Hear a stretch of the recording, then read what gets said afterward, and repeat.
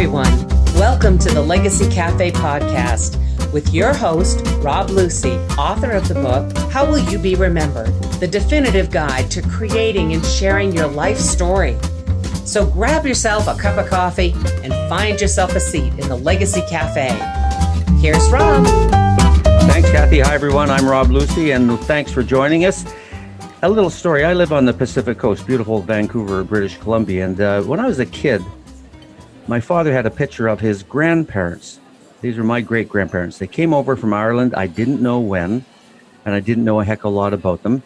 But just a few months ago, we went to Halifax, Nova Scotia, Pier 21, where they came in from. And I found out in about 15 minutes a whole bunch of stuff. The year they came in, the name of the ship they came on, they came across with 7 children. They settled in Northern Ontario. And it kind of lit the bug for me to do a little genealogical work. That is, find out where my family tree is and how it's growing and where it started. Well, the lady who can tell us about genealogy is Billie Fogarty. She's the president of the Association of Professional Genealogists. And I think Billie's in Oklahoma City. Are you there, Billie? That I am. I am in Oklahoma City. Just before we get going with, what is genealogy and how do we do it and why bother, I have the most important question for you.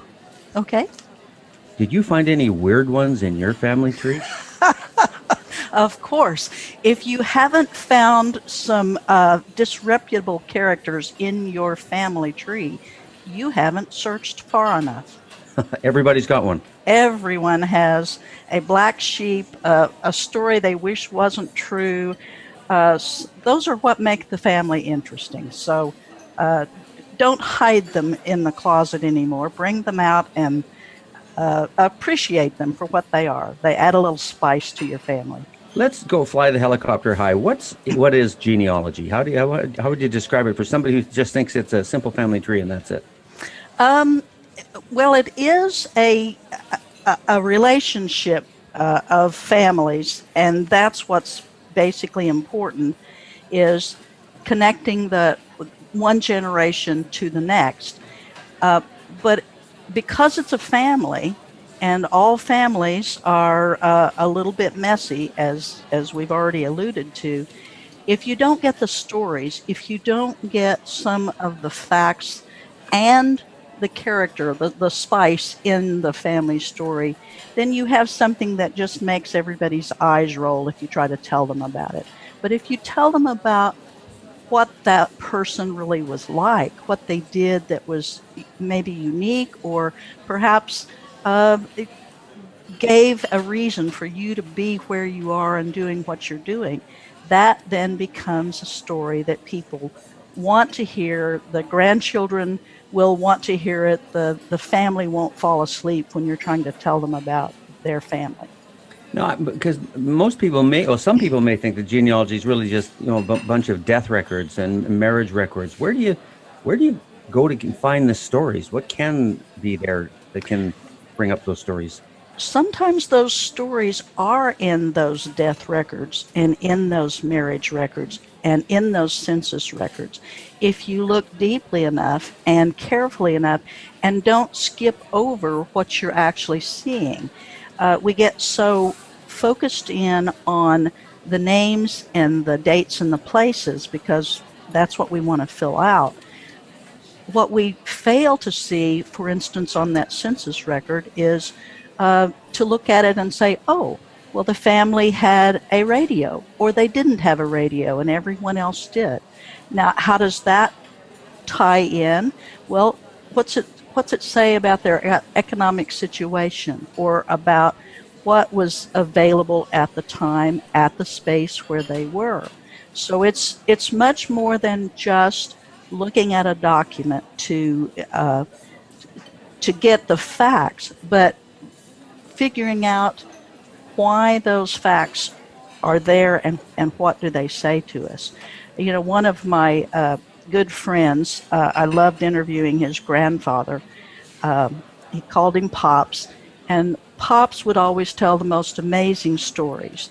And when he would start in with one of his stories, my friend would say, Pops was that, and he'd try to get the actual date and place of it. And Pops would always, with his very gruff voice, say, "Don't ruin a good story with the facts." He just wanted to tell the story. And sometimes those stories that are handed down may not be completely full of facts, but they tell us so much about what's going on in that person and their grandparents and sometimes their parents, what was going on in their lives. And so it adds that. So we want to be sure that we get those stories before it's too late. The other places that we can go to find out about what a person was really like is to look at what organizations did they belong to. Were they mostly religious? Were they work related? Were they a group that were educational in format? Was it something that mostly was to get together and have fun? Take a look at each of those and then study what you're finding to figure out what really made that person tick. So you've, in talking to Pops, I get that because we're very aware and very keen on these real stories being part of the legacy you leave behind, so your descendants will know a heck of a lot more about you. But in finding the stories then of people that have gone before us, you're suggesting then find out where they belonged, what the kind of who they hung out with, the organizations they belong to, and then you can string together a story saying this is the person who came before us. Yes, we don't live in isolation without people around us and with groups, and our ancestors didn't either. They didn't move usually by themselves. They would, our vision, our Hollywood image of family is that they go off. Everybody is an individualist, and they are, self-made and all of this. But reality is much different than that. Usually they traveled in groups. They needed to be together to help each other, to support each other, for basic human interaction. That's a need that we have as well. So study not only your ancestor, but who was around them. Who did they marry? You'll often find when you're looking at these, you will find that brothers will marry sisters, or family members will marry cousins. That's not as unusual as we sometimes think. So look at who they associated with and what groups they were involved in to get a better picture of who that person was. If somebody's listening to us now and is curious and wants to get started, what step do they take? Where do you get going in this? What could be a monster project? Where do you start? Well, basically, everyone wants to start with grandfather or someone other than themselves. But we always say start with yourself and work your way backwards, one generation at a time. We also say start with the known and work toward the unknown. Don't leap off without knowing something to begin with. There's a one-page form that you see as part of this project or this program, and you can see that it does start with the known and works your way toward the unknown. Then as you go by, we do use tools. We use pedigree charts and family group records and research logs that we put information down on to keep track. Because once you start, if you just have little bits of paper or as I like to sometimes describe, if it's a napkin you've written on at the restaurant, it's not going to hold up very well. Mm-hmm. So you need to keep a roadmap. You wouldn't start a long journey without knowing where you were going, and those pedigree charts help us to know how people are related. You wouldn't get very far without having some kind of a way to get from one generation to another, and that's what we use. Billie, when you get really deep into a genealogical tree for a family, is it Do you sometimes find out things that aren't quite exactly true? There's some bubbles being burst, and when you get into the facts, and some bubbles that the families maybe held on to for years and years. Almost always. I won't say always, just because. But I have not met a family story yet that didn't have some surprises in it. Sometimes those are substantial, and sometimes those are just minor little details that aren't quite what the family remembered. Sometimes those family memories that are handed down are substantial enough to make it to where the family gets a real shock. I remember one of the stories that I researched. I was asked to for a client to research their family story of their ancestor coming on the Trail of Tears. And of course, they were wanting to know what Indian tribe they were a member of. And I took the case knowing full well that finding the actual person enumerated to be on the Trail of Tears is a very difficult assignment, and there aren't very many that are actually on there. But I had good news and bad news for the client. The good news is I did find his ancestor listed on the those who made the trek on the Trail of Tears. The bad news was he was wearing a blue uniform, and he was one of the soldiers escorting the tribe to Oklahoma.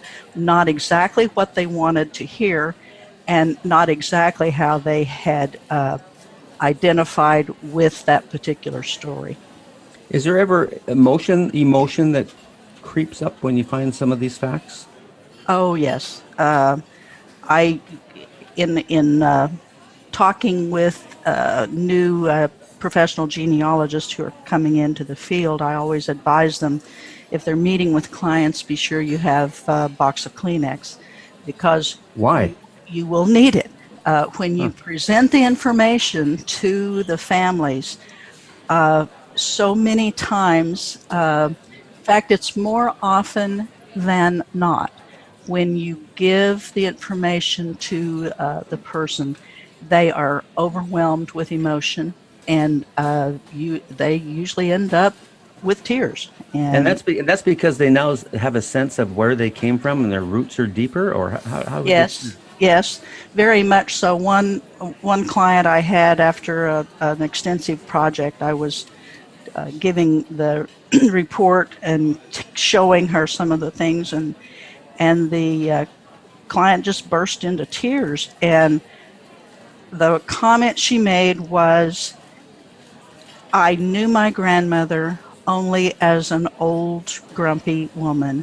You've shown me what she was really like, and how she was such a vibrant, interesting, remarkable young woman."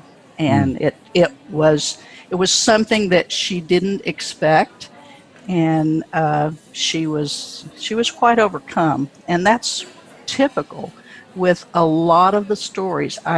Sometimes people will ask me about the the shows that have genealogy, and they'll have the stars, and they'll show them theirs, and there's sometimes tears there, and people will say, "Is that real?" And I say, "Yes, it is. It's as real as anything that's part of their lives. It's finding out things that make you what you are." And it's such an overwhelming surprise to most people to understand what families have gone through to be where we are today. Let's go from emotion to science. Everybody's heard about the DNA test. I've had mine done, and I don't have the exact percentages, but of course you find out you're 23% African, 16% Mideast, et cetera, 12% Irish, which is, I think, my end one. What has the whole DNA thing done to genealogy? Has it helped it, or hindered it, or taken it to a new road? It is helping it tremendously, mostly because we have been able to break through some of those brick walls that we have by finding relatives and finding genetic matches. It also has brought a bunch of surprises with people who thought they were one thing, and they find out that who they thought was their parents or grandparents or however far down the line isn't quite so. And so some families have had a rather severe jolt to their family lineage. It has broadened what we do in that it has brought people together who didn't have any understanding that there was a connection there, and that's been surprising. One of the things that it has done for professional genealogists and to a bunch of members in the Association of Professional Genealogists is it has brought them more work, because as people do those tests, they want to find out more. Well, if you just have that DNA test without any of the documents lining up who these people are, then you're just at the beginning point, and you have to be able to point to that Irish person or that English person and say, okay, this is how it fits, and this is where we go. So it's really changed the landscape and made a whole new group of specialists in the DNA. Yep. Tell me about the Association of Professional Genealogists. I mean, who goes in, what they do, how do you become a professional, that sort of thing. Give me a brief description of what the value of your member belonging to that organization is. Sure. APG, or the Association of Professional Genealogists, we will be celebrating our 40th anniversary next year. We have approximately 2,800, 2,900 members. We are in 40 countries, members in 40 different countries, all sorts of languages. To join, we sign a code of ethics, agree to abide by that. We also agree to continuing education, and each year our members turn in their what they've done as far as continuing to improve their skills, to broaden their knowledge base. Do you have a PDF or anything you could get people started with that we can give our listeners? Yes. I have sent that, and I believe you'll be putting that on your website. You sent one to us, terrific. And that what will that do for me? The brand new, brand new one, the brand new family tree guide. How would this help me out? It will say go in this order. Start here. Learn these things.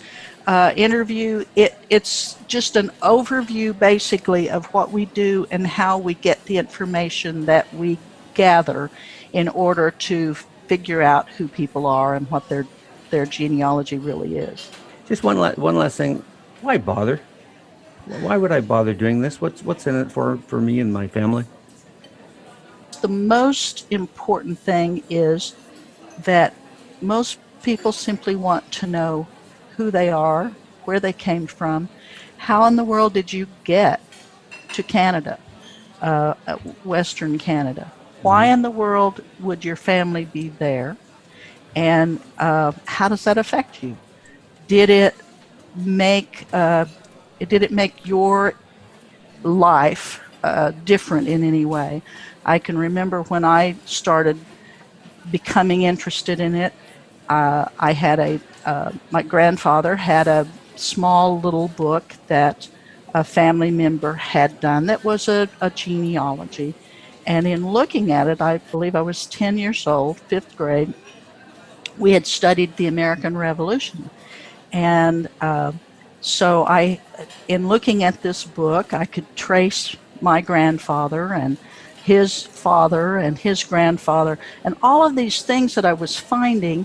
But of course, you always want to go back to the first in the book. And as I did, I found that his ancestor was Peyton B. Cornwell, born in 1774 in Virginia. And I thought, he would have been alive during the American Revolution. He would have been a child, and basically about like I was. And I remember the question, I wonder if it affected his life. And so that question, I didn't immediately start searching for that question, but it was there later when I started a real research into my family history. And it took me a while. I did learn what it did and how it affected his life, and that was something that was kind of a burning question there. Mm-hmm. Well, this has been terrific. I now know the value is I'll find out where they came from, where they went, how they got here, all the stories they may have, and how this maybe affected me, and of course some truths found and some bubbles burst, which would be a whole bunch of fun to get into. We've been chatting with Billie Fogarty, who's the president of the Association of Professional Genealogists, and Billie's going to leave on the Legacy Cafe site a PDF that'll get you started in your family tree hunt. And you can go to legacycafe.org/APG. Billie, thank you very much. It's been terrific, and I think we probably excited the imagination of a few folks who want to know, where they came from and how this may have affected their lives. Thank you for the time. Thank you, Rob. We will maybe chat with you again. This is a big, deep subject, and there's lots in it. So, I'd love to. Don't go far away. Thank you very much. I'm Rob Lucy. Thanks for joining us, everybody. This is the Legacy Cafe, and we'll see you next time. Thanks for listening to the Legacy Cafe podcast. We have lots of great conversations coming your way. And by the way, if you want us to send you reminders that a new podcast is ready for you, go to legacycafe.org to subscribe. That's legacycafe.org. Have a great day, and remember, the coffee and conversations are always hot at the Legacy Cafe.